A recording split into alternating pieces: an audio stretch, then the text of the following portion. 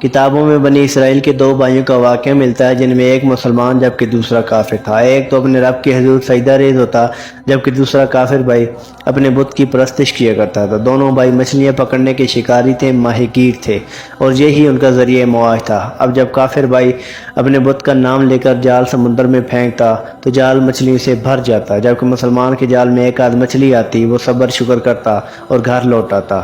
اب کافر بھائی زیادہ امیر تھا۔ ایک دن مسلمان کی بیوی چھت پہ چڑھی، اس نے اپنے شوہر کے کافر بھائی کی بیوی کو دیکھا، وہ بڑی آراستہ ہوئی کیونکہ اس نے زیورات اور اچھا لباس پہن رکھا تھا۔ اس کے دل میں خواہش پیدا ہوئی کہ کاش یہ سب کچھ میرے پاس بھی ہوتا۔ کافر بھائی کی بیوی نے اس سے کہا کہ اگر تم اپنے شوہر کو اس بات پہ آمادہ کر لو وہ اپنے اندھے کے خدا کو چھوڑ کر ہماری بت کی پرستش کرے، دیکھو وہ ہمیں کتنا نوازتا ہے، ہم کتنے زیادہ امیر ہیں۔ اب اس کے دل میں ملال پیدا ہو گیا، شیطان نے وسوسے ڈال دیے تھی۔ شام کو جب شوہر واپس گھر آیا تو کہنے لگی کہ یا تو مجھ کو چھوڑ دو، طلاق دے دو، یا پھر اپنے بھائی کا مذہب اختیار کر لو، اس کے بت کی پرستش کرو، دیکھو وہ کتنا نوازتا ہے، وہ کتنے زیادہ امیر ہیں۔ تو وہ خدا کا بندہ کہنے لگا کہ خدا کے خوف سے ڈرو، ہم مسلمان ہیں، تم کیسی باتیں کر رہی ہو، ہم اللہ کی عبادت کرتے ہیں، تم کیوں دھیان دے رہی ہو کافروں کی طرف۔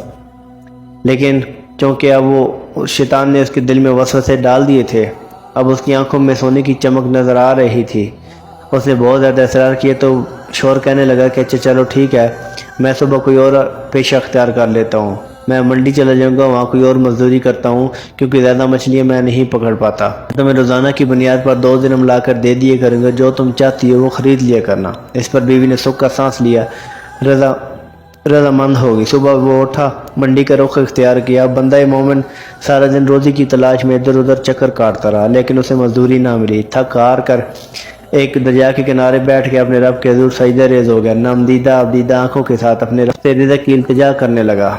شام ہوئی، گھر واپس آ گیا۔ بیوی نے کہا کہاں تھے دن بھر تم، کہاں ہے تمہاری اجرت؟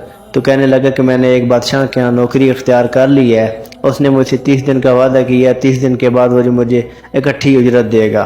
تو بیوی کہنے لگی کہ وہ کیسا بادشاہ ہے؟ تو کہنے لگا کہ وہ بادشاہوں کا بادشاہ ہے، بہت زیادہ مالدار ہے، اس کے پاس بہت زیادہ سونا ہے، وہ بڑا رحیم ہے، اس نے مجھ سے 30 دن کا وعدہ کیا۔ بیوی رضامند ہو گئی اور سکھ کا سانس لیا۔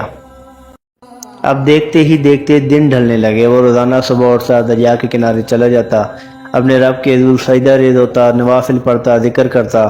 شام ہوتی، رات ڈلتی، گھر واپس آ جاتا۔ بیوی صبر شکر کے ساتھ دن گزار رہی تھی کہ کسی طرح 30 دن مکمل ہوں اور اسے کچھ پیسے مل جائیں۔ اب 29ویں رات تھی، صبح 30واں دن تھا۔ بیوی نے کہا اگر تم صبح پیسے لے کر نہ آئے یا تمہارے بادشاہ نے تمہیں اجرت نہ دی تو مجھے چھوڑ دینا۔ اب اگلے دن وہ تھوڑا مایوس تھا، دل میں ندامت آئی کہ کسی یہودی کے پاس کام کے لیے چلا جاؤں۔ صبح اٹھا، کام کے لیے یہودی کے پاس چلا گیا، یہودی سے کام مانگا۔ اس نے کہا کام میں تمہیں دے سکتا ہوں لیکن میں تمہیں دن کا کھانا نہیں دے سکتا۔ اب اس بندہ مومن نے ٹوٹے دل کے ساتھ روزی کی نیت کی اور کام کرنا سٹارٹ کر دیا۔ اب 30واں دن تھا، دروازے پر انجان آدمی کی دستک ہوئی۔ بیوی نے دروازہ کھولا، مسافر بولا یہ ہمارے بادشاہ نے تمہارے شوہر کی اجرت بھیجی ہے۔ اس کے ہاتھ میں 29 اشرفیوں کی ایک تھیلی تھی۔ اس نے کہا کہ تمہارے شوہر نے 29 دن بادشاہ کا کام کیا ہے، یہ اس کی اجرت ہے، لیکن وہ آج بادشاہ کی نوکری چھوڑ کر ایک یہودی کے پاس کام کے لیے چلا گیا ہے۔ اگر وہ 30 دن مکمل کر لیتا تو بادشاہ اسے بہت انعام و اکرام سے نوازتا، لیکن اس نے 29 دن کام کیا، اس کی یہ اجرت ہے۔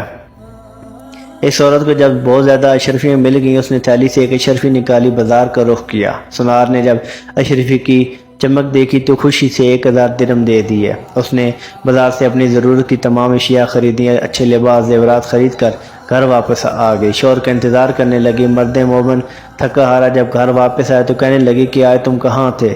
تو کہنے لگا میں یہودی کے یہاں مزدوری کر رہا۔ تو اس نے کہا کہ تم نے بادشاہ کو کیوں ترک کر دیا؟ تو وہ تو بڑا مہربان تھا، اس نے پھر اشرفیوں کا ماجرا بیان کیا۔ جب مرد مومن نے سنا تو آنکھوں سے آنسو جاری ہو گئے۔ کر دامنی پہ شیخ مر ہی نہ جائیو، دامن نے چوڑیں تو فرشتے وضو کریں۔ روتے روتے ہچکی بن گئی، بے ہوش ہو گیا۔ جب ہوش آیا تو کہنے لگا ہائے رے میری قسمت، ہائے رے میری خواہش، میں نے اپنے بادشاہ کی عبادت سے کیوں غفلت کی؟ میں نے اپنے غفور و رحیم رب کو چھوڑ دیا جبکہ وہ میری حالت سے باخبر تھا، کیوں میں تمہاری باتوں میں آ گیا؟ اس کے بعد اس نے اس عورت کو چھوڑ دیا اور پہاڑوں کا رخ کیا۔ بقیہ زندگی اپنے رب کے حضور عبادت میں گزار دی، ریاضت میں گزار دی۔ دیکھیں میرے عزیز، اللہ کریم قرآن میں پاک میں فرماتا ہے بہت کم لوگ ہیں جو شکر کرتے ہیں، بہت زیادہ ہیں جو ناشکر ہیں۔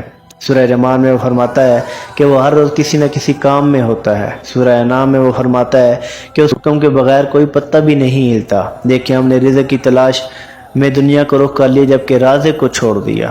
الہاکم التکاثر، تمہیں مال جمع کرنے کی عوض نے اس قدر حتیٰ زرتم المقابر، یہاں تک کہ تم نے قبریں جان دیکھی۔ ثم کلا سوف تعلمون، ان قریب تم جان جاؤ گے کہ یہ سب کچھ تمہارے کام نہیں آئے گا۔ اللہ کے ہر کام میں کوئی نہ کوئی حکمت ہوتی ہے، وہ اگر آج نہیں نواز رہا تو یقیناً اس میں کوئی حکمت ہوگی۔ جیسے ہم بڑے پیرنٹس جو والدین ہوتے ہیں وہ اپنے بچوں کو کوئی ایسی چیز نہیں دیتے جس سے انہیں نقصان پہنچے، انہیں خبر ہوتی ہے لیکن بچے کو علم نہیں ہوتا، اس لیے شکر کا دامن نہ چھوڑیں۔ وہ اپنے بندے کو آزمائش میں مبتلا ہی اس لیے کرتا ہے کہ وہ دیکھ سکے کہ وہ کتنا شکر گزار ہے۔ اللہ کے حضور صلی اللہ علیہ وآلہ وسلم رات کی تنہائی میں اندھیرے میں رخ انور زمین پر خاک پر رکھ کر فرما رہے ہیں کہ اے اللہ تو مجھے میرے حال پہ نہ چھوڑنا، اور اگر آپ کو آپ کے حال پہ چھوڑ دے تو آپ دنیا میں بھٹکتے پھریں، اور دنیا محض تماشے کے سوا کچھ نہیں ہے۔ اگر تم فنا فی العشق ہونے کو بربادی سمجھتے ہو تو پھر یہ طے ہے کہ تم دنیا کو ہی بنیاد سمجھتے ہو۔ اللہ کریم سے یہ دعا ہے کہ اللہ میں ناشکروں کے بجائے شکر کرنے والوں میں ہمارا شمار کرے، اور شکر کرنے والوں کو وہ بہت نوازتا ہے۔ اللہ آسانیاں حاصل اور تقسیم کرنے کا شرف عطا فرمائے۔ اپنا بہت سا خیال رکھیے۔ سلام پہنچے۔